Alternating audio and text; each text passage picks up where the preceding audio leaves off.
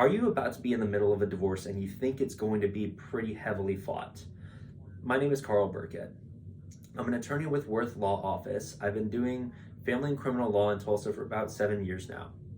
I want to help you make law easy by just kind of walking you through what to expect in a contested divorce.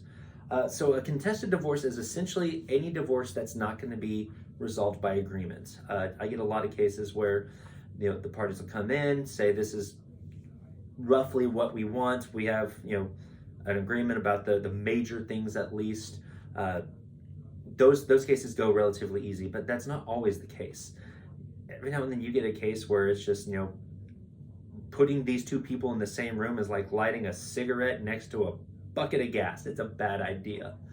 So here's what to expect. First of all, it's not going to be quick.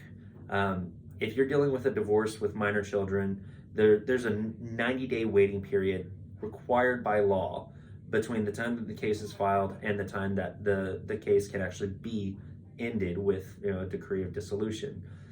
It's going to be longer than 90 days if it's heavily contested. You're looking at least, well, at the start of it, you're looking at a temporary order hearing where you're going to have to go and fight about who's going to be able to have temporary custody, temporary possession of the vehicles, temporary possession of the house, who's going to be temporarily responsible for the debts.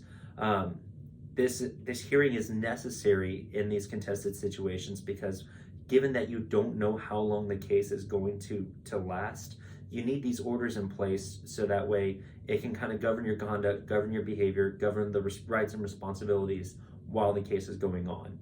After that, you got to do discovery, which is a whole lot of paperwork.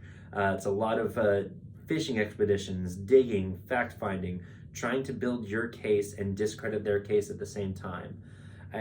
Beyond that, and this is assuming that everything goes very smoothly, then you're looking at the very least a pretrial conference to get everything set up for trial, and then trial is its own monster.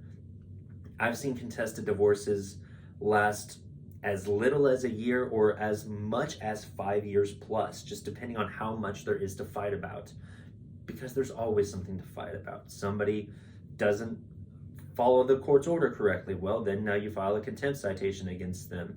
Or somebody doesn't like the way the temporary order is set up, and so instead of going to try the actual case and end it, you end up having to file a motion to modify the temporary order. There's a million things that can happen that can drag your case out longer. I always urge my clients, if it is possible, find peace, because peace is priceless.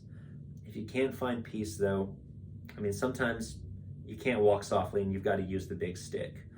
If that's the situation you're in and you think that there's just no hope for resolution, please give us a call. My name is Carl Birkhead. I'm with Wirth Law Office, and I want to help you make law easy. Thank you.